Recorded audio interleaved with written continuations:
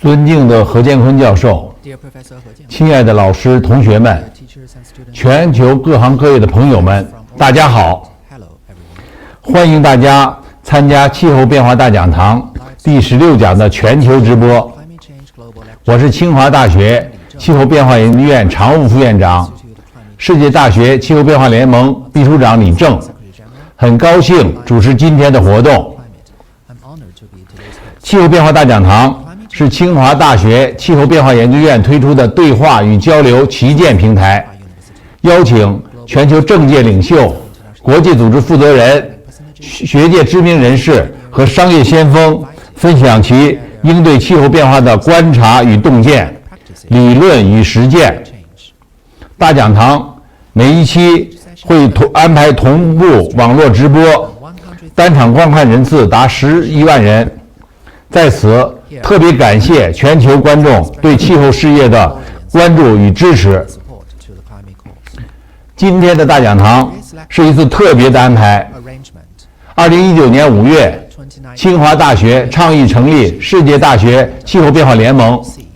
截至目前，共有包括澳大利亚国立大学、加州伯克利大学、剑桥大学、帝国理工学院、伦敦政治经济学院、麻省理工学院、东京大学、清华大学、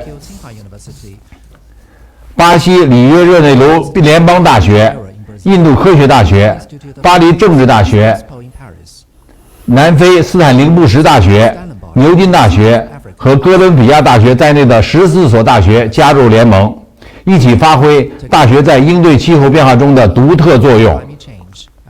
在今年9月16日的联盟学者研讨会上，联盟的成员学校联合发布了应对气候变化碳中和宣言，要通过联盟的力量推动更多国家尽快制定或更新国家自主贡献目标。同时，联盟决定启动碳中和之路系列讲座，促进成员高校与社会各界的交流。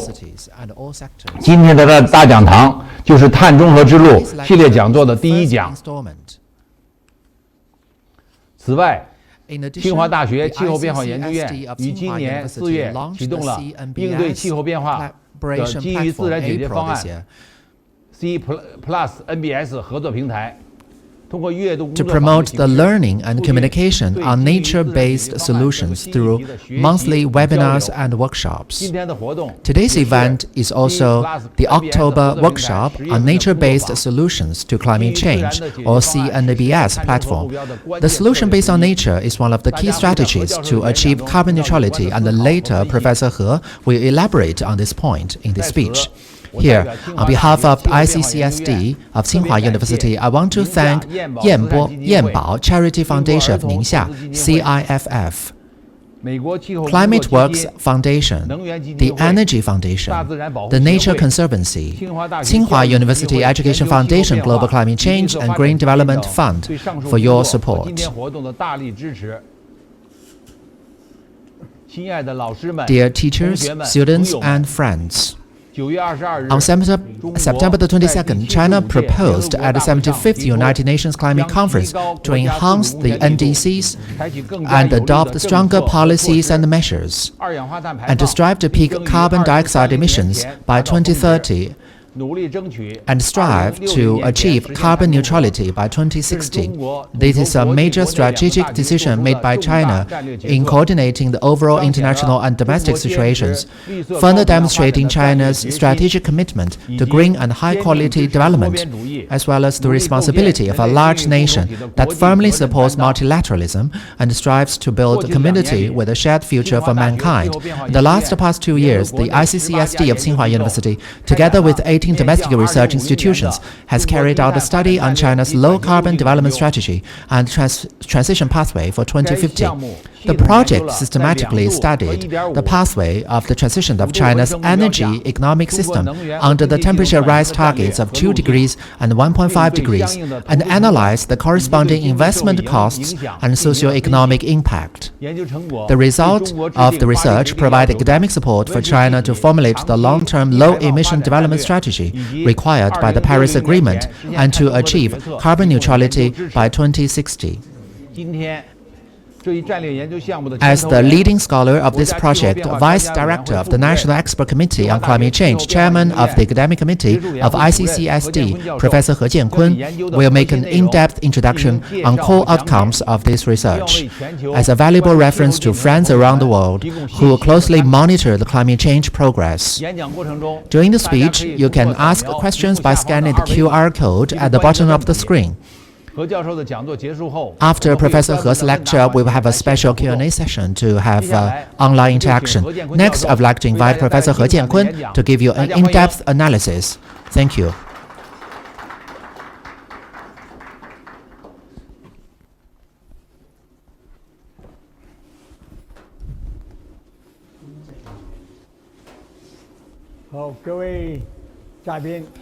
Distinguished guests, dear faculty members, dear students, hello to you all. I'm very delighted to come here and have this opportunity to share with you China's long-term low-carbon development strategy and pathway,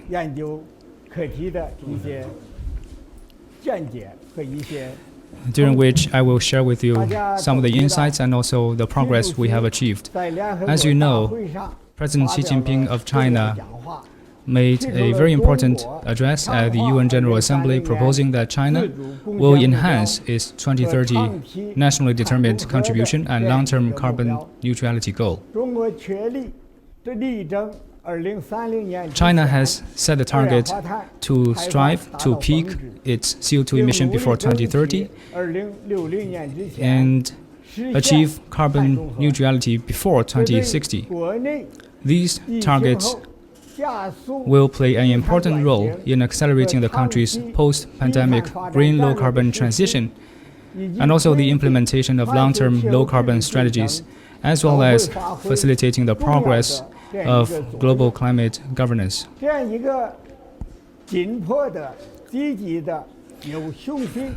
Such an ambitious and strong target showcases China's determination to stick to the pathway of low-carbon and green transition pathway, in which China regards climate change as an important part of our economic recovery.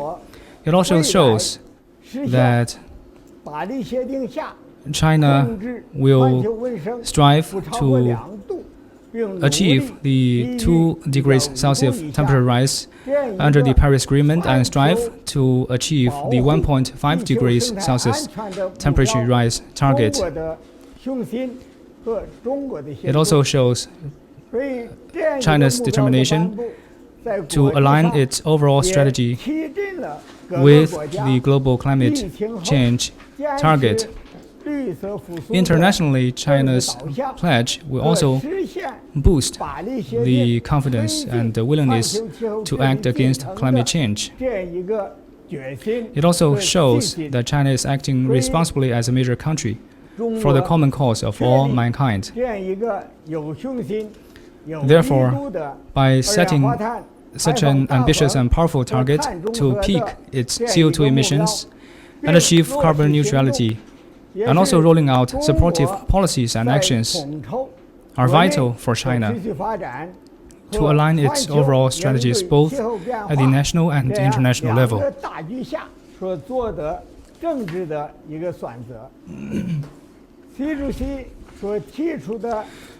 President Xi Jinping's speech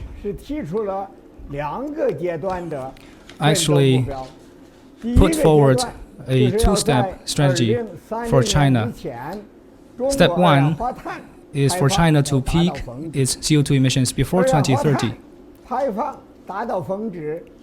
To peak its CO2 emissions is an important way for China to cope with climate change and also embark on the pathway of low-carbon development. As we know, China is still in the stage of industrialization and urbanization. With the rapid economic growth, China is expected to see energy consumption increase and also CO2 emissions increase. Against such a backdrop, to peak its carbon dioxide emissions, China needs to significantly improve its energy mix so that in the future, the new economic growth will come from non-fossil fuels. Fossil fuels such as coal and oil will have to peak. This is the only way for China to peak its CO2 emissions before 2030. Therefore, at the current stage, it is important for China to control its total carbon emission, especially as China continues to develop its economy. We need to contain the new growth of carbon emissions so that in the future we can decouple its economic growth from CO2 emissions. So that in the future, China's CO2 emissions will start to decline. So for China to strive to peak its CO2 emissions before 2030, we need to make best efforts to embark on the pathway of transition. China also set the target of realizing modernization before 2035 and also realize a fundamental improvement of the ecology and environment, and also achieve success in building a beautiful China. All these targets will also require China to control its consumption of fossil fuels so that we can curb the emission of conventional pollutants, as it will help us fundamentally improve the ecology and environment of the country. So while we strive to peak its CO2 emissions and strive to realize its modernization target, we can find ways to align these two goals through coordinated efforts. We have to align our development with these environmental targets inside so that we can continuously improve our environment, peak CO2 emissions, and also develop our economy. These will represent concrete efforts for China to cope with the global climate change challenge. The second step of our strategy is to achieve carbon neutrality before 2060. For this target, we will need to be guided by the global long-term goal established by the Paris Agreement to control the global average temperature rise to well below 2 degrees Celsius from the pre-industrial levels and pursue efforts to limit the temperature increase to below 1.5 degrees Celsius. China has already announced the pledge to achieve carbon neutrality before 2060. This is the way for China to align its own development with the 2 degrees target while we pursue efforts to achieve a temperature increase of below 1.5 degrees Celsius.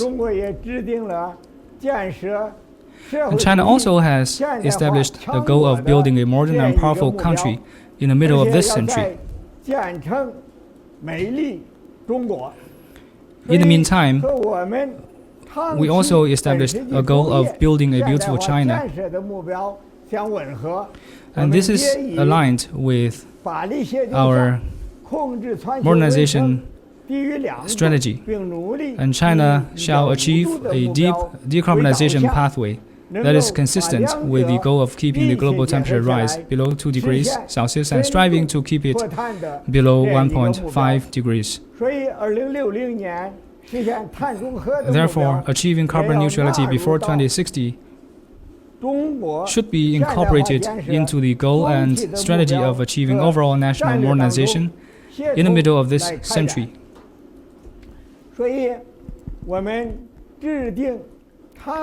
Therefore, to adopt long-term low-carbon development and transition strategy should be an integrated win-win strategy that seeks to balance the sustainable domestic, social, economic development and the global climate actions. We can draw lessons from the European Green Deal because the EU's low-carbon emission strategy is a new growth strategy first and foremost, which aims to promote social equity and prosperity, economic modernization, net zero carbon emissions, resource efficiency and competitiveness in Europe by 2050. It also aims to push economic growth towards a more sustainable pathway, which will make the EU a world leader. Therefore, the carbon neutrality goal set by the EU by 2050 represents a strategy for the EU to achieve an integrated win-win strategy that features low carbon emission and stronger economic growth. China can learn from the lessons and takeaways from the European Green Deal to also strive for an integrated strategy to balance the sustainable domestic social economic development and the global climate actions. It should adapt to the global trend of low carbon development and transition and strengthen the country's competitiveness. To embark on such a low carbon transition pathway, we need to build and embrace the concept of ecological civilization to strive for harmony between man and nature, and also strive for progress in sectors such as industry, building, and transportation to reduce their carbon footprint. And also, we need to encourage integrated development and co-governance of climate and environment so that we can have an integrated approach towards coping with climate change. There are policy and institutional efforts that can be made to help us realize such an ambitious and strong target. Against such a backdrop, the Institute of Climate Change and Sustainable Development of Tsinghua University has organized more than a dozen mainstream domestic research units to carry out research on China's long-term low-carbon development strategy and transformation path in 2050, under which we have set up 18 different topics. These 18 topics all represent independent fields of research and have registered rapid progress. They are also interconnected. There are top-down policy research for sectors such as industry, transportation, building, agroforestry, to study the best ways to realize low-carbon development pathway. On the other hand, we also have macro-level coordination across different regions, departments, and also between China and its international partners. The 18 topics also involve bottom-up models for us to map out the concrete ways to achieve low-carbon transition. Through the integration of different aspects and approaches, we will be able to achieve more effective progress towards such goals. And there are 4 scenarios in our study for us to ensure the long-term low-carbon development goals and strategic research ideas. The first of the 4 scenarios is what we call policy scenario. This scenario represents the NDC targets China has set under the Paris Agreement and also the action plans.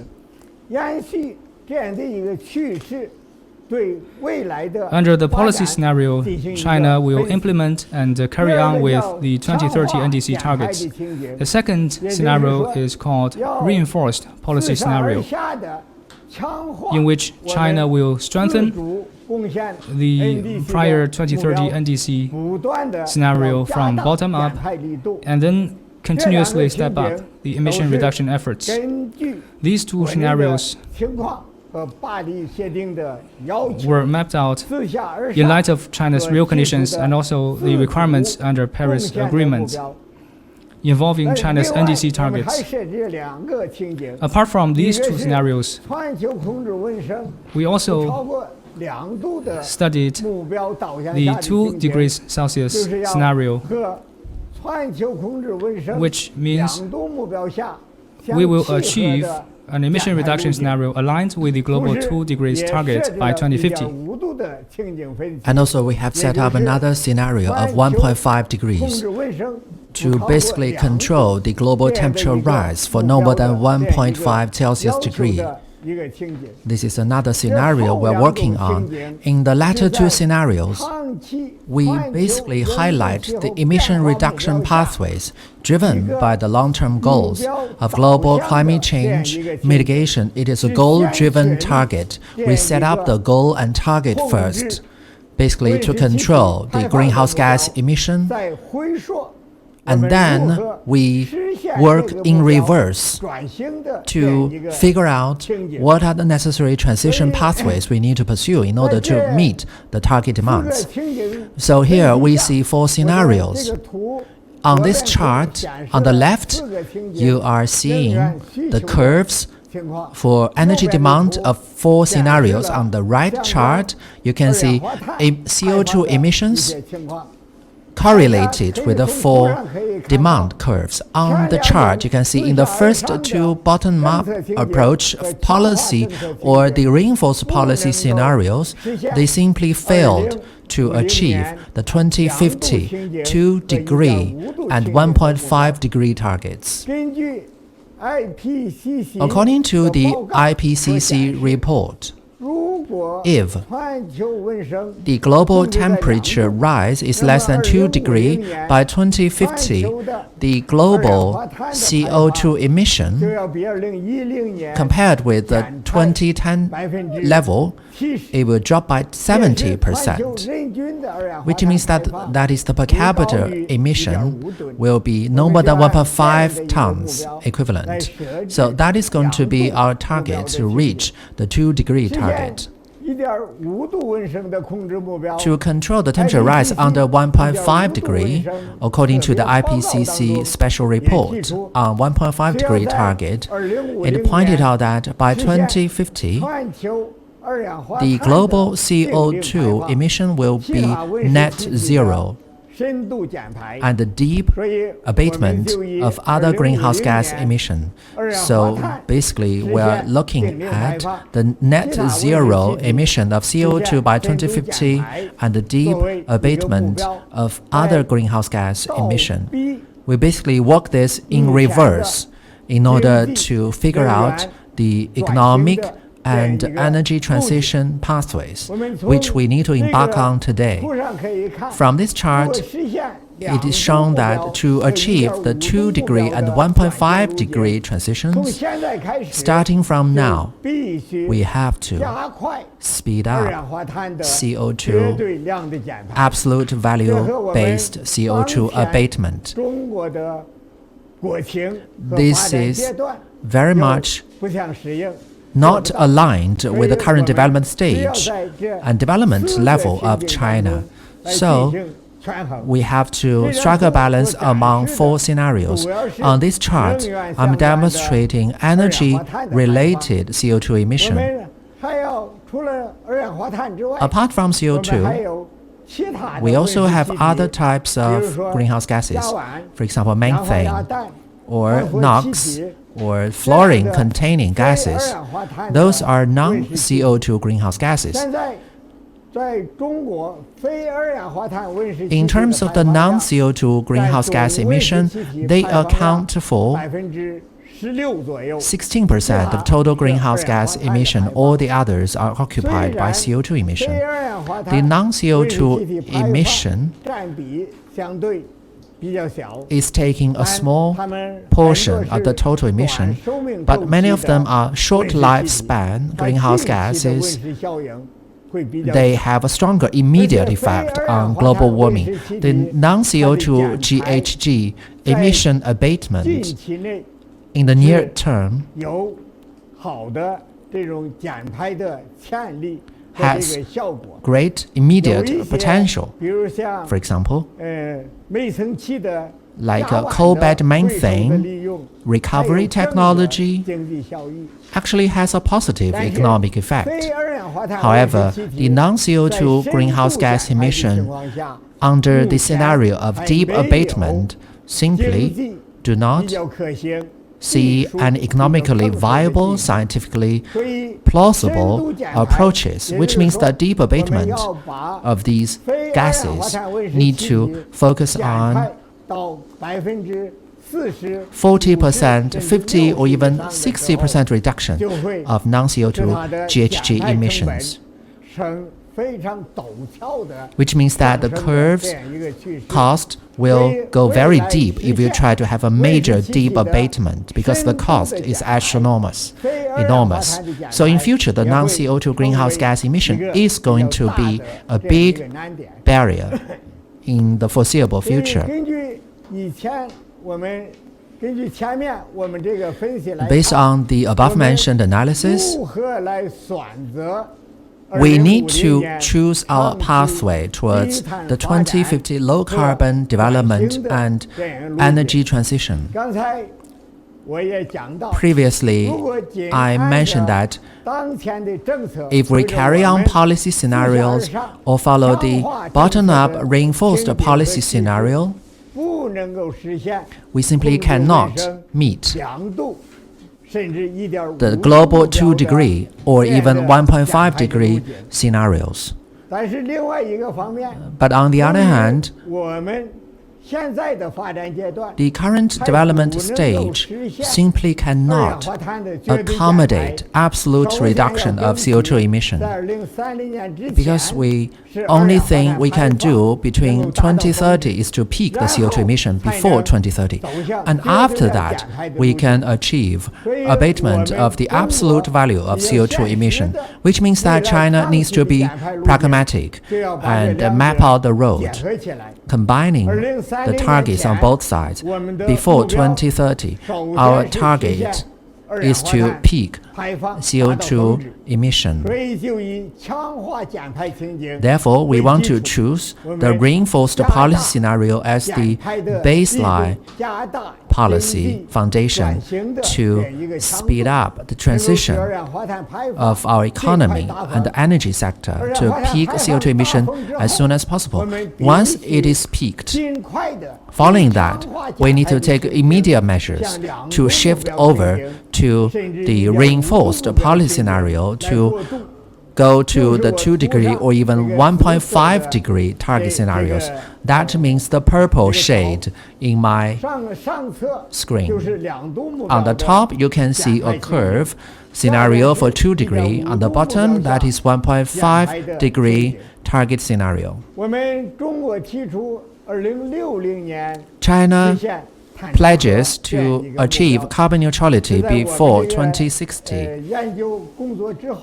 That pledge was made after our study was finished. Our study time frame goes all the way to 2050. According to our analysis, if we hope to achieve carbon neutrality by 2060, we have to achieve the 1.5 scenario target illustrated on this chart, or at least we need to approximate that target, which means that even if we miss the 1.5 target, we have to be as further away from 2-degree as possible. which means that by 2060, to achieve carbon neutrality, we are in fact targeting the global scenario of 1.5 degree temperature rise. So basically, the 2060 target is based on the target of 1.5 degree. We have to reinforce our NDCs before 2030 to peak CO2 emission as soon as possible. But after 2030, we have to shift over to the 2 degree target scenario or the 1.5 degree deep abatement target. By 2050, we will be able to achieve the promise made under the Paris Agreement, and by 2060, we can achieve carbon neutrality. Previously, I talked about the primary task in the immediate future is to peak CO2 emission as soon as possible before 2030, which in reality is reinforcing and updating China's 2030 NDC contributions under the Paris Agreement. Under the Paris Agreement, China promised its own NDCs, basically indicating that China will peak CO2 emission before 2030 and try to achieve that as soon as possible. Recently, President Xi Jinping, in his important remark, updated China's NDCs under the Paris Agreement. And in fact, locking up the target time before 2030, which means that we need to adopt stronger measures to abate emission. CO2 emission peaking is a systematic indicator. Updating or upgrading of this target will have spillover effects on other aspects of China's NDCs. Under the Paris Agreement, China's NDCs include per unit GDP CO2 emission will drop by 60% by 2030 compared with 2005. In order to achieve that before 2030, then the per unit GDP CO2 intensity drop need to be more than 65%. To achieve CO2 emission peaking, we have to focus on the per unit GDP CO2 intensity drop target. Because our economy is still growing, our energy consumption and demand are growing, the newly added energy demand will lead to incremental CO2 emission. We have to reduce the per unit GDP CO2 intensity in order to offset that. In that way, the overall CO2 emission will not increase, and then we can peak the CO2 emission by 2030. And in future, the GDP growth rate in the 14th five-year plan period will be around 5%. And in the 15th five-year plan period will be no less than 4.5%. So the per unit GDP CO2 emission drop every year will need to reach 4.5% to 5.0%.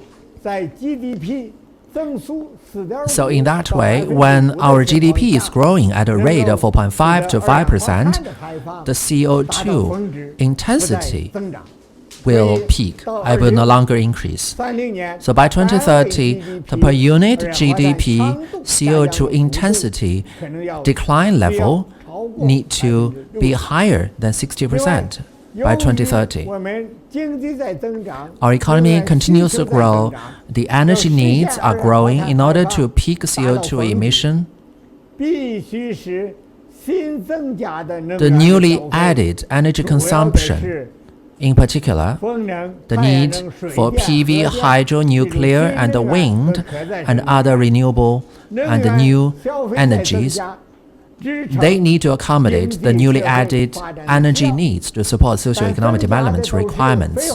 But all these are coming from non-fossil fuel sources and not increasing the CO2 emission, and then we can peak CO2 emission. So, in such a situation, in the future, renewables and new energy sources will enjoy stronger incentives and stimulus for further growth. The non-fossil fuels share in primary energy consumption will reach approximately 25% of the total primary energy consumption. And this share will exceed the NDC target China set under the Paris Agreement, which was 20%. So, once we can peak CO2 emission before 2030, it will force the country to implement more ambitious and stronger targets. And this will, in turn, also stimulate China's economic transition and low-carbon transition.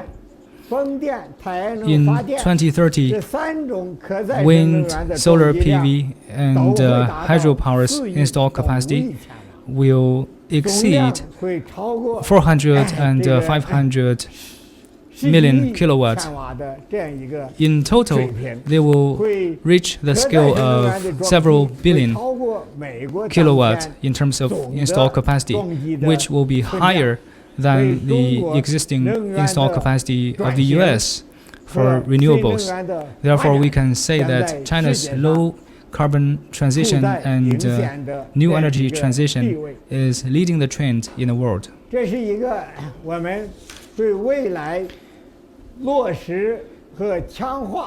This is the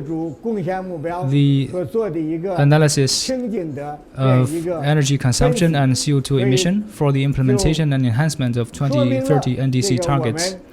The table shows that for China to peak its CO2 emission before 2030, we will have to significantly enhance the share of non-fossil fuels and also decrease the carbon intensity of GDP so that the CO2 emissions after 2025 will level off, and then we can achieve a stable peak before 2030 and start to decline after that. To achieve such an ambitious target, China will need to make more vigorous efforts in the 14th five-year plan period and the 15th five-year plan period. Because before 2030, China will go through two five-year plan periods, especially the 14th five-year plan, which will be crucial for China. During this period, it is imperative for China to accelerate its low-carbon transition so that we can lay down a solid foundation for China to peak its carbon emission before 2030. Of course, the 14th five-year plan will start at a time when China is striving to recover its economy after the pandemic, and it will be closely watched by the world as a bellwether for global economic recovery from the pandemic. The attention of the world will be on China to strengthen its efforts to address climate change targets so that it can lead the world to embark on a high-quality economic recovery pathway. Therefore, in the 14th five-year plan, China will establish very ambitious energy saving and emission reduction targets. During the 14th five-year plan period, China will further reduce its CO2 intensity of GDP. The target should be at least more ambitious than that in the 13th five-year plan period, so that it can ensure China can follow an energy saving and emission reduction pathway. And we also make best efforts to control its total coal consumption and to peak CO2 emission before 2030. While China's energy demand continues to grow, China will also tap into the potential of other energy forms such as natural gas, which is the only clean fossil fuel.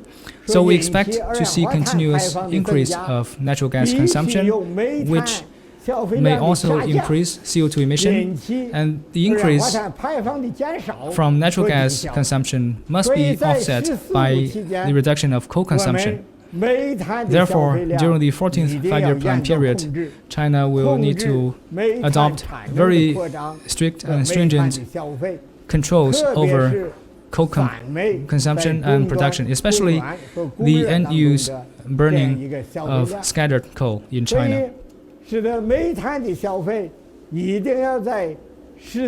So that the total consumption of coal in China will also peak in the 14th five-year plan period, and in the 15th five-year plan period, the total amount of coal consumption will drop significantly. By 2030, China's oil consumption is also expected to peak. In such a scenario, China will be able to achieve CO2 emission peak before 2030, even as it increases the natural gas consumption. All these requires new policies and new actions, especially for the eastern coastal areas. Before 2025, namely in the 14th five-year plan period, CO2 emission from the coastal city areas have to peak, so that we can have the conditions for the whole country to peak its total CO2 emission. For heavy industry sectors such as steel, cement, and chemistry, where energy intensity is very high, the 14th five-year plan will also witness the peak of carbon emission from these sectors, so that we can have a comfortable room for the total CO2 emission peak before 2030. So without any doubt, China will step up its efforts in reducing its CO2 emission in the 14th five-year plan period. For the targets by 2050 and 2060, those long-term targets, I have introduced 4 different scenarios. We should pay more attention to the 2 degrees scenario and the 1.5 degrees scenario.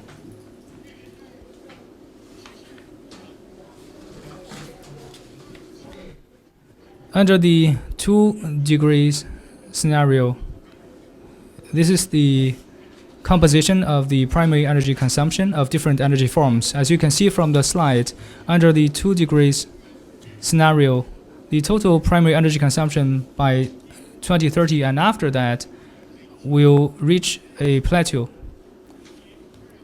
which means not only CO2 emissions of China will have to peak before 2030, beyond that, China's total energy consumption will also level off.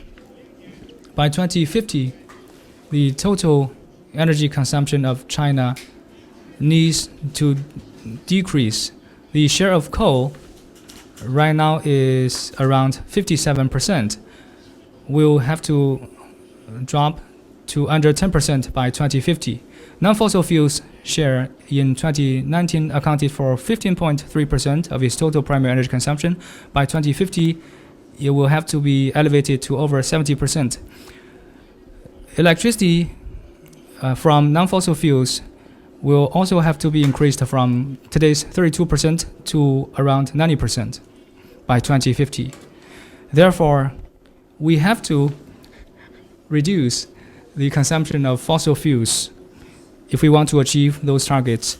In sectors such as transport, industry, and building, where energy intensity is high, we need to use electricity to replace the direct consumption of fossil fuels. Energy, especially non-fossil fuels used for power generation, have to go up. The share of electricity for end use will need to increase as well. In other words, we need to use more non-fossil fuels for power generation. And on the consumption side, we also need to rely more on electricity and natural gas so that the whole energy system of China can become low carbon and clean. So once we peak our total energy consumption, the demand for electricity will continue to grow, since by then more energy will be used for power generation, as electricity will constitute the primary energy form at end use. By 2050, the total electricity consumption will reach 13 trillion kilowatt hour. In 2019, it was only 720 million kilowatt, so that represented an increase of over 80%. These are the targets for net CO2 emission under the 2 degrees scenario. It includes CO2 emissions from industries, such as the consumption of coal for steel making purposes, and also for cement production. It also includes the CCS technology in the power generation sector, so that the carbon emission can be captured and stored underground in the process of power generation. This technology is called CCS, carbon capture and storage. It also involves the enhancement of carbon sink in agroforestry, for example, via afforestation, so that we can create larger carbon sink to capture and store CO2. So under the 2 degrees scenario, the net CO2 emission from various sources, after considering carbon emission reduction through CCS and BECS, will decline by around 80%. If we look at all types of GHG, the decrease will be around 70%, because the non-CO2 greenhouse gas are more difficult to mitigate. Therefore, under the 2 degrees scenario, the per capita CO2 emission will be lower than 1.5 tons. The total GHG emission will be cut by 70% by 2050. CO2 emission by 80%. These are the targets that are consistent with the 2 degrees scenario. If we want to reinforce that scenario and strive for the 1.5 degrees scenario, what efforts shall be undertaken and what targets we must attain? This is a similar chart to the previous 2 degrees scenario. As you can see, the share of non-fossil fuels in the total energy mix will go from the 70% to 85%. The share of coal will also be reduced from under 10% to under 5%. All these means that we need to undertake more efforts to increase the electricity consumption for end use, to replace more direct consumption of fossil fuels. The electricity demand will be more than 14 trillion kilowatt hour. That's nearly twice the current level. Therefore, under the 1.5 degrees scenario, the total energy demand will be much lower.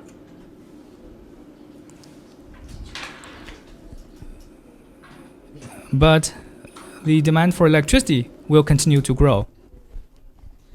The wind, hydro, nuclear, tidal, and PV and other non-fossil fuel powered electricity will account for 90%.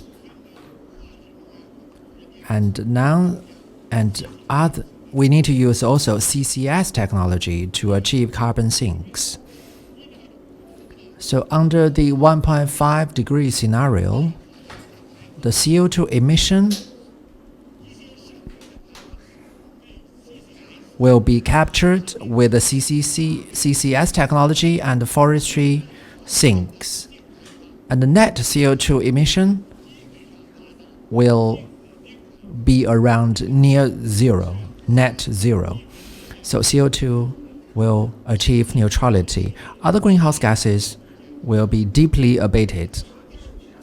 So under the 1.5 scenario, by 2050, we can achieve CO2 net emission, net zero emission, and 90% reduction of all other greenhouse gases. So that will match the curve under the 1.5 degree scenario.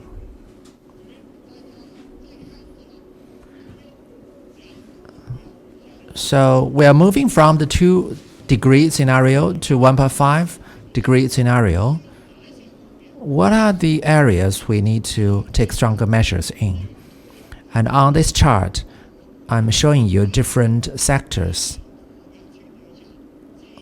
They need to take even stronger measures to abate emission.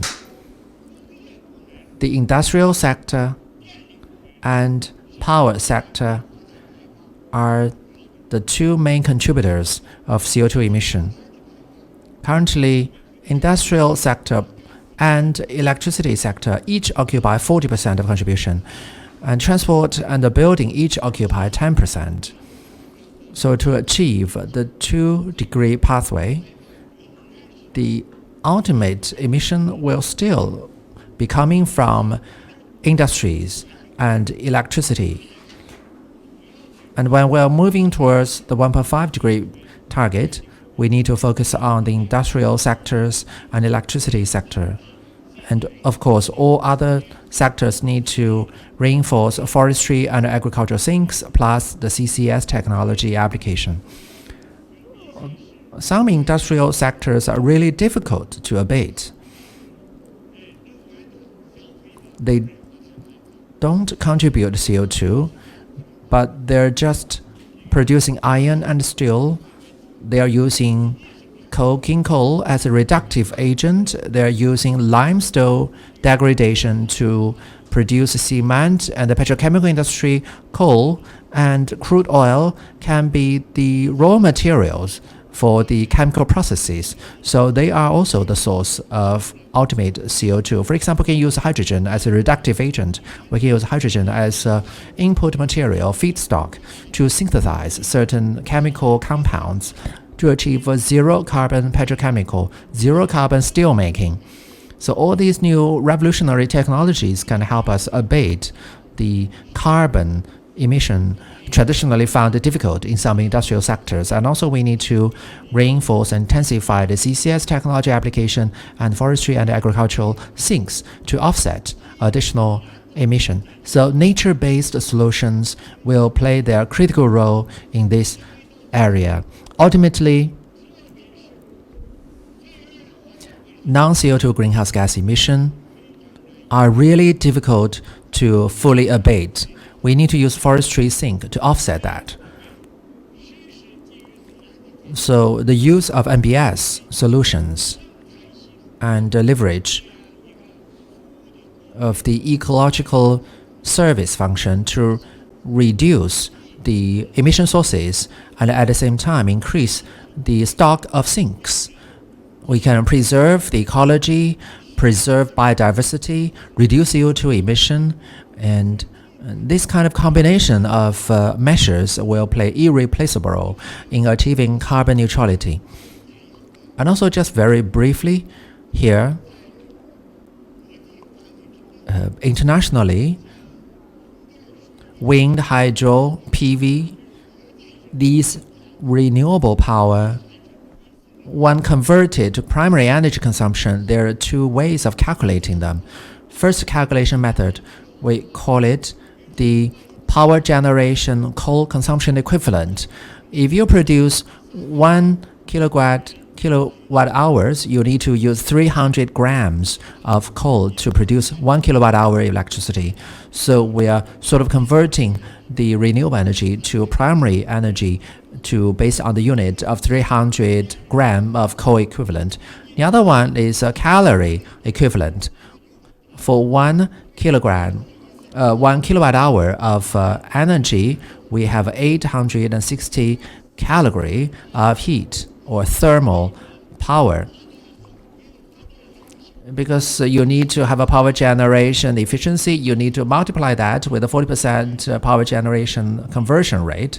That will give you a round kind of thermal equivalent calculation methodology. So I actually have two tracks.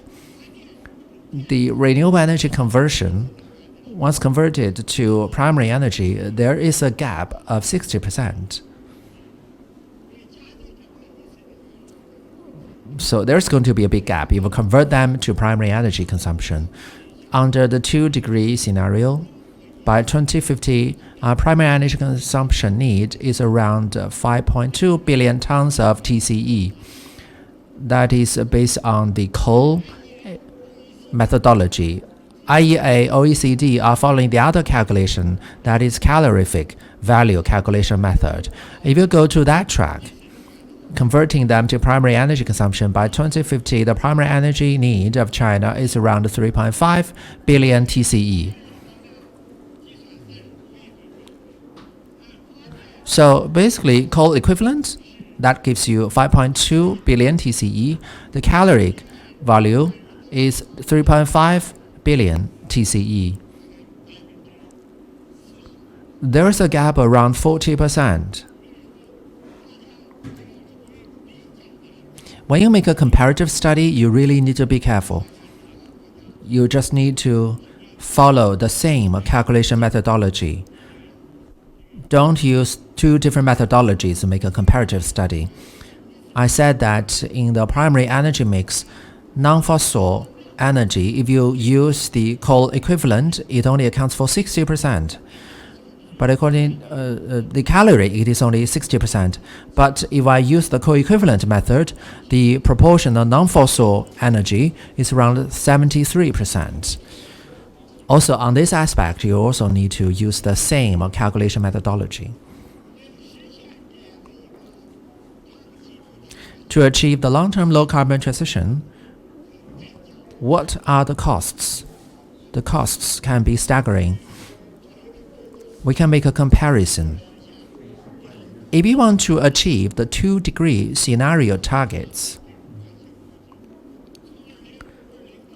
from 2020 to 2050, in the next 3 decades, the energy sector needs a total investment around 1 million trillion. That is basically 100 trillion. That is around 1% of total GDP. And under the 1.5-degree transition pathway, the energy system will need 138 trillion yuan, over 2.5% of the annual GDP. According to the EU Green Deal targets by 2030, they need to achieve the target of a 50 to 55% emission reduction.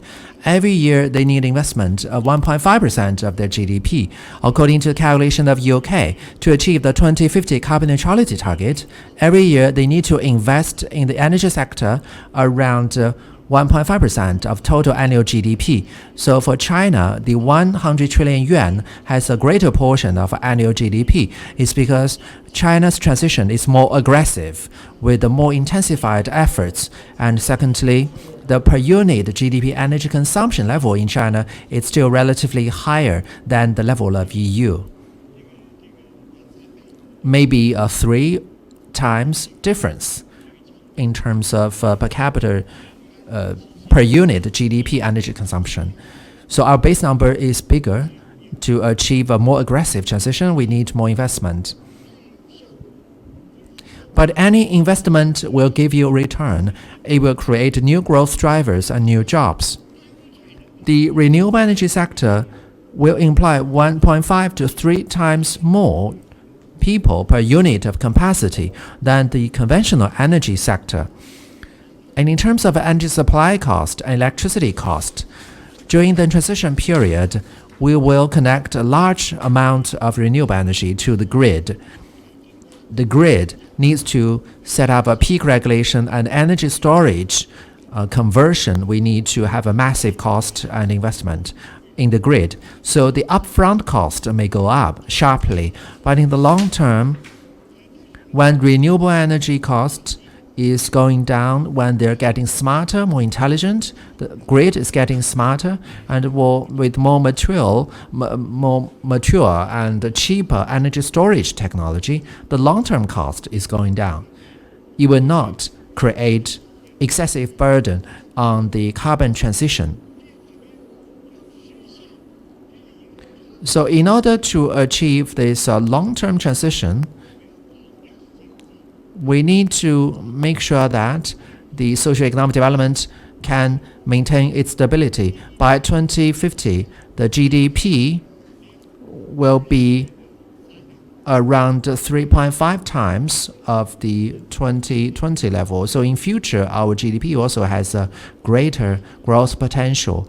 The brown curve below is the 2-degree and 1.5-degree energy needs curve, and also the yellow tape is a CO2 emission. And for this tape, the top line is 2-degree target, 1.5 is the bottom line. Now we have a 2060 carbon neutrality target. We are trying to hit the bottom edge of this bottom tape, the 1.5-degree target. So basically, by 2050, our energy sector will achieve net zero emission in the energy sector. And after 2050, we will have greater efforts to use forestry carbon sinks, non-fossil GHG abatement, and the CCS technology application. And by 2060, we can achieve carbon neutrality. To hit this target, we need to fundamentally change our mode of development and with science and technology revolution. We need to build a green low-carbon circular industrial system and social consumption pattern, and use future-oriented smart technology and digital technology and the electrification technology to massively promote decarbonized development. Use revolutionary deep decarbonization technologies like the hydrogen, energy storage, smart grid, zero carbon steelmaking, zero carbon chemistry industry, CCS, BCCS,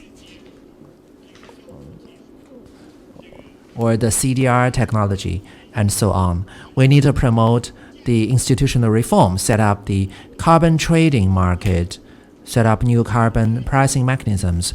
All in all, the long-term development goals and paths for 2050 mean a lot of challenges for China. the developed countries and the developed parts of the world. In the 1970s, for example, in the EU, or in the early 1980s, those countries, they peaked CO2 emission. And by 2050, to achieve carbon neutrality, they are given 70 years for a grace period. But China can only achieve that by 2030, and China needs to work even harder. And by 2060, we achieve carbon neutrality. We only have 3 decades of grace period. So from the time of peaking its CO2 emission to carbon neutrality, China will need to embrace more ambitious and much stronger reduction targets. From 2030 to 2050, China will have to cut its emissions at an annual average rate of 8 to 10%, which is much faster than that in developed countries. So from this slide, you can see on the left hand, the black line is the global level, the red line is China, the blue line is the US, and the green line is the EU. As you can see, China's carbon emission will increase before it peaks by 2030, and then it will gradually come down. But for the US and the EU, they have already peaked their CO2 emission, and they will have a much longer time to realize carbon neutrality. That's why China needs to make more ambitious reduction targets. In spite of the challenges we face, China still needs to play a very active role in promoting global climate governance and cooperation, because this is the international consensus. And as a major country, China also needs to fulfill its role as a responsible major country. That's why China is very proactive in embracing its commitment and pledge under the Paris Agreement. We are very active in collaborating with many developing countries and also developed countries to cope with climate change is a very pressing challenge, but we remain confident that all the targets can be realized. As you can see, the social economic development and technological advancements very often exceed our expectations. These two pictures illustrate the comparison between Shanghai in 1983 and 2012. You can imagine how much can change in a matter of 3 decades. Looking into the future, China aims to realize carbon neutrality in 40 years' time, and we can expect many more technological advances that will exceed our imagination. Wind, solar PV, the cost of these technologies have been reduced by 60% and 80% in the past 10 years, respectively, and they are still going down. This will serve as the technology foundation for carbon transition and carbon neutrality. We believe new technologies will keep emerging in the future, and we remain fully confident that with unremitting efforts of generations after generations of people, we will be able to meet the carbon neutrality goal by 2060. It also requires urgent efforts. This is another picture combo of the Pudong Central Business District of Shanghai. The picture on top is how Pudong will look like under the 2 degrees scenario, with rising sea level, parts of the CBD area will be inundated. The picture below is what will happen to Shanghai under 4 degrees temperature rise scenario. So climate change is a real and pressing challenge. It poses serious threats to our livelihood and social economic development, and it is happening faster than we had expected, exerting far bigger impacts than we had thought. Therefore, we need to make proactive efforts to curb temperature rise through enhanced international collaboration so that we can jointly build an ecological civilization across the world and build a community with a shared future for mankind and together protect our Mother Earth. Thank you for your attention.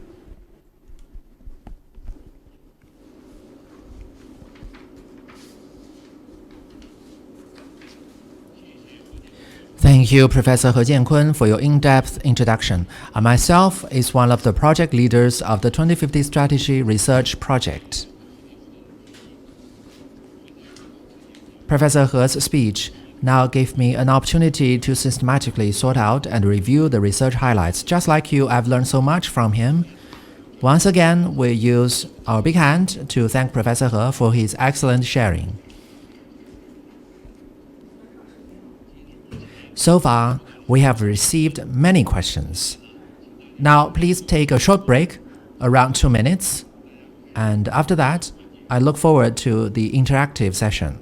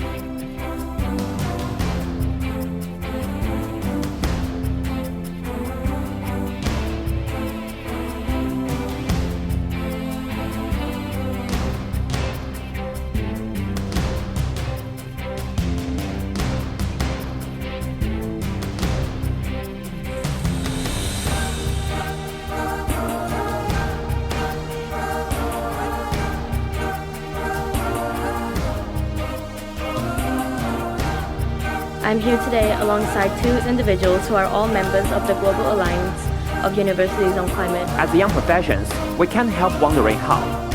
How can we achieve that as a youth and how to influence others as a young generation? And with the brilliant minds I have sitting alongside me here, it seems more of a possibility than ever before. A just transition is absolutely worth it, and we believe it to be absolutely necessary.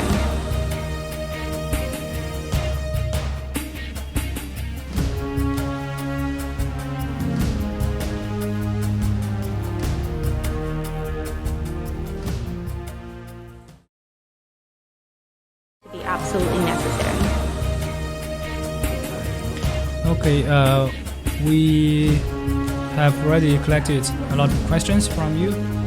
The first question I got on my screen is, why is China committing to carbon neutrality by 2060?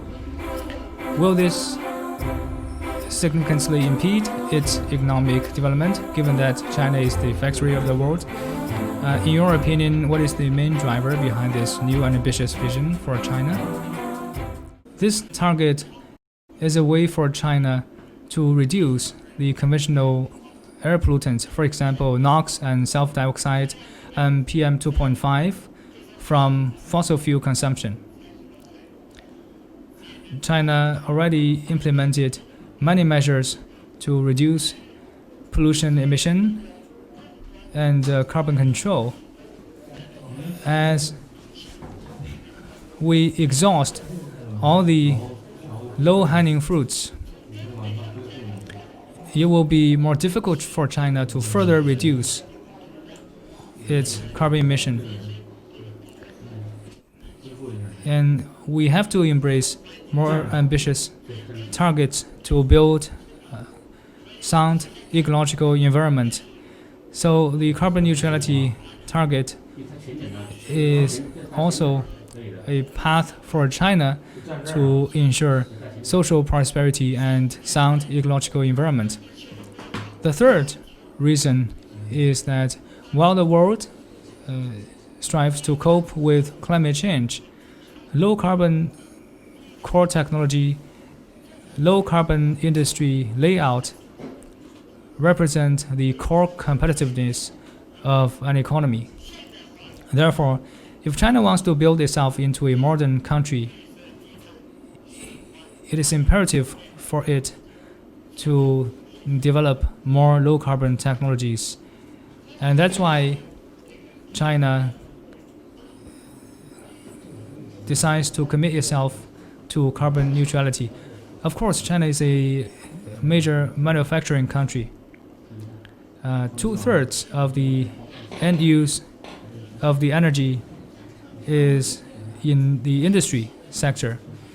Therefore, the industrial sector bears the primary obligation of carbon emission reduction.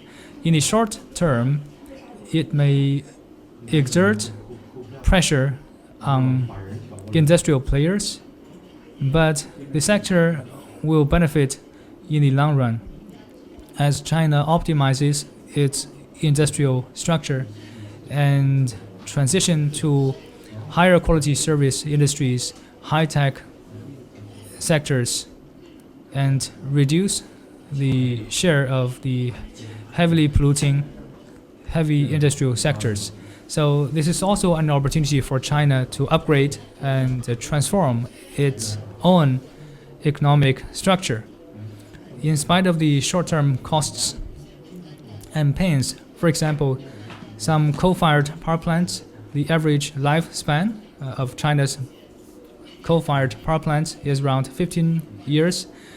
A rapid transition means some of the coal-fired power plants will have to shut down before they reach their designed life. And it means some wasted sunken cost. But in the long run, it will bring new sources of economic growth and also will provide a better livelihood for its people. So overall, the benefits outweigh the costs. And it will also be a way for China to sustain its long-term economic growth. Therefore, if you look at the long-term benefits, they greatly outweigh the short-term pains. Thank you very much, Professor He. Okay, the second question. What are the main pathways to achieve the carbon neutrality before 2060? What will be the energy mix of China like? How do you look at the hydrogen energy and the nuclear energy and the latest change trend of our energy mix? Will China go with one step right into the clean energy state or to transit from coal to natural gas and then to clean energy? What are the specific measures and the barriers to realize the energy transition with such a high proportion of non-fossil fuels? Yeah, I hope I can remember all the questions. To achieve the long-term low-carbon transition has the following major implications. Our first measure to achieve that target is to build a green, low-carbon, circular industrial system.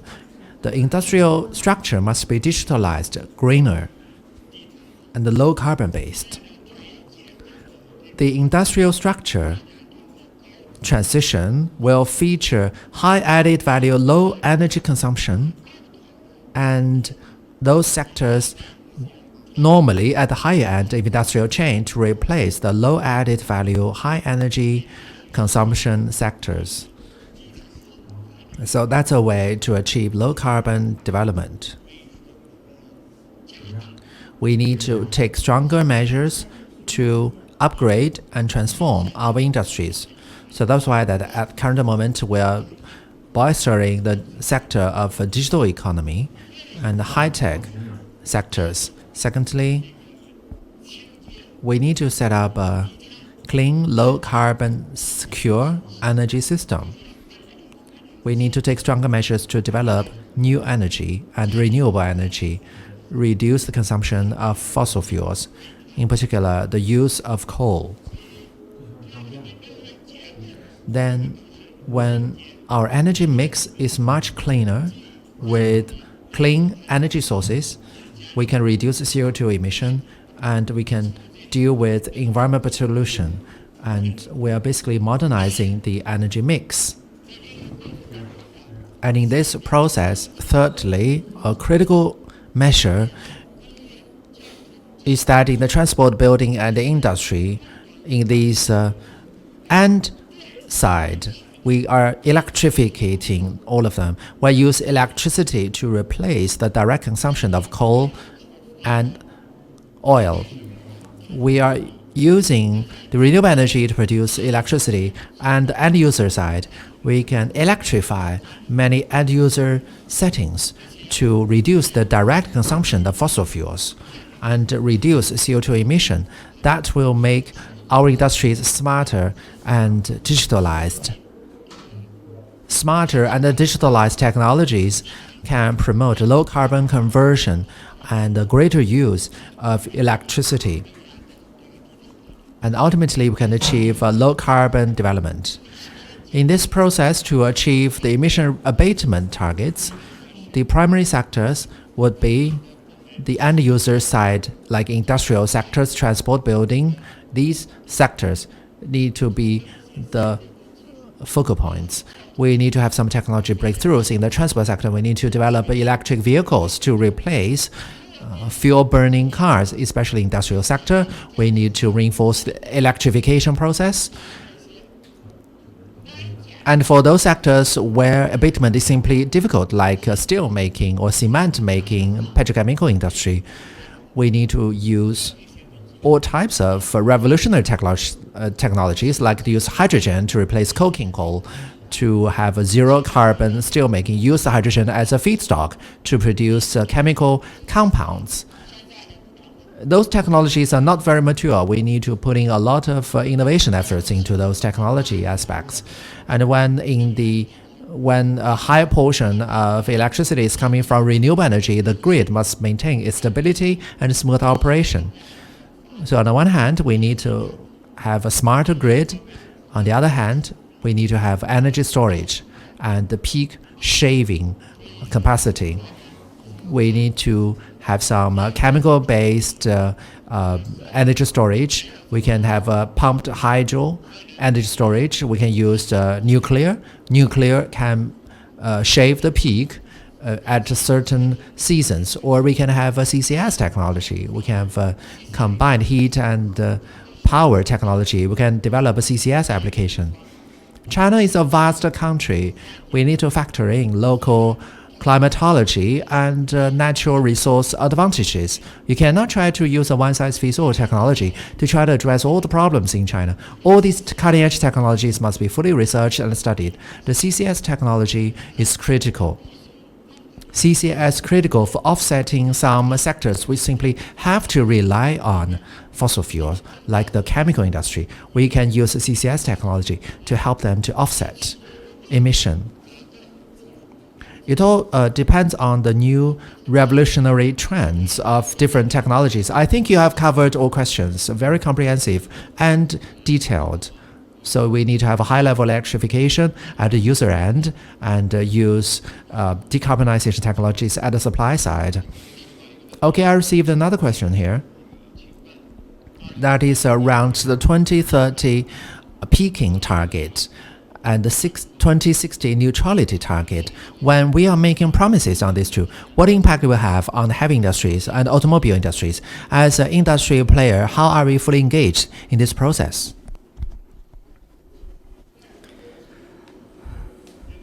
Okay, I think for China to put forward these two ambitious targets, as I've mentioned, it is the policy choice made by China.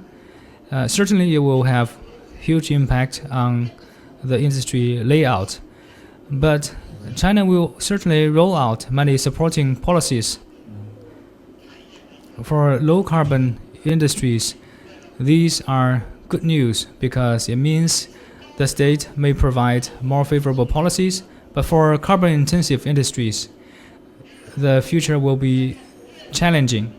For example, more and more banks now announce that they will no longer make new investments in coal industry and also chemical industry.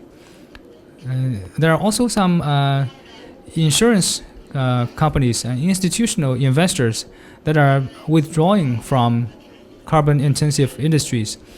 The energy intensive industries also face the risk of earlier retirement.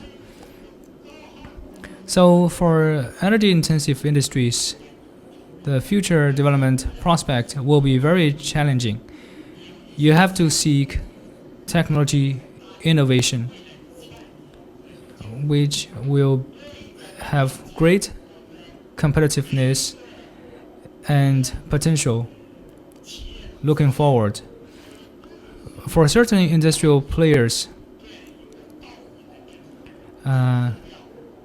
there is the incentive to also actively embrace low carbon transition as a way to implement and showcase their corporate social responsibility. That's why we saw many industrial players announcing their carbon neutrality targets before 2060.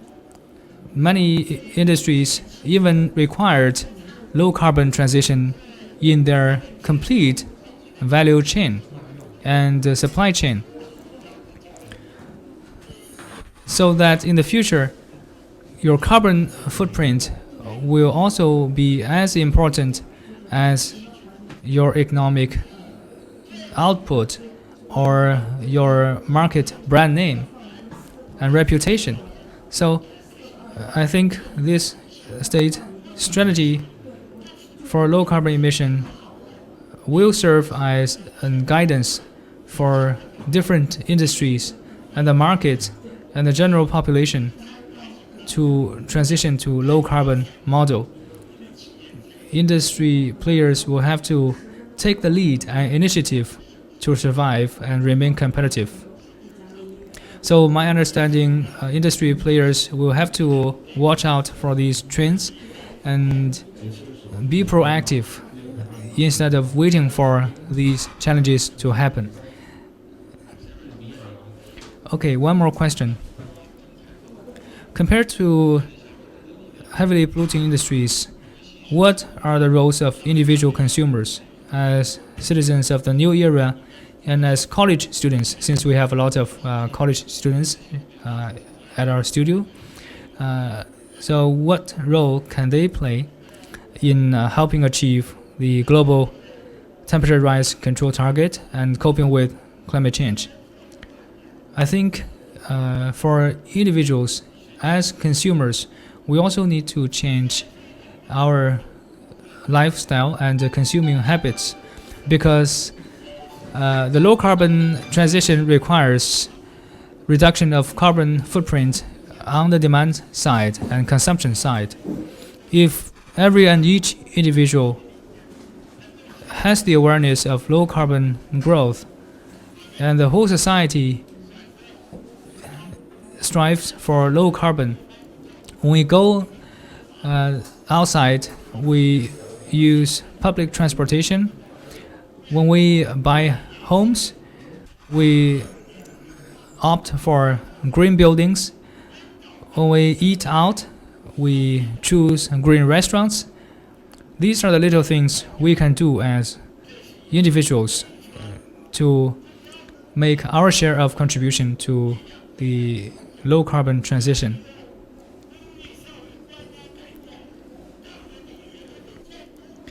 And also, as consumers, we can monitor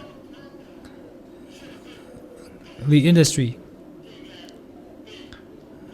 to make sure the polluters are closely regulated and supervised. So I think each one of us has a role to play. We can start with the daily choices we make to implement a greener lifestyle. For college students, you are the future, and you will play the most important roles in 20 or 30 years' time. So for China to realize carbon neutrality between 2060, the future 20 to 30 years will be crucial. And all the college students will be key stakeholders for this critical period. Each college student needs to have the sense of responsibility to shoulder the obligation of protecting our planet and act now, because the world depends on the younger generation to realize carbon neutrality. I also did a little math, and by 2060 I will turn 90. So as an old man, I'm afraid I won't be able to do much. So indeed, the future depends on all of the young people here.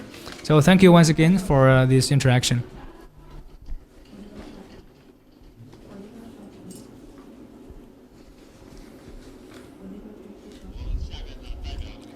So on behalf of the ICCSD of Tsinghua University and GAUC, I sincerely thank you all for your active participation.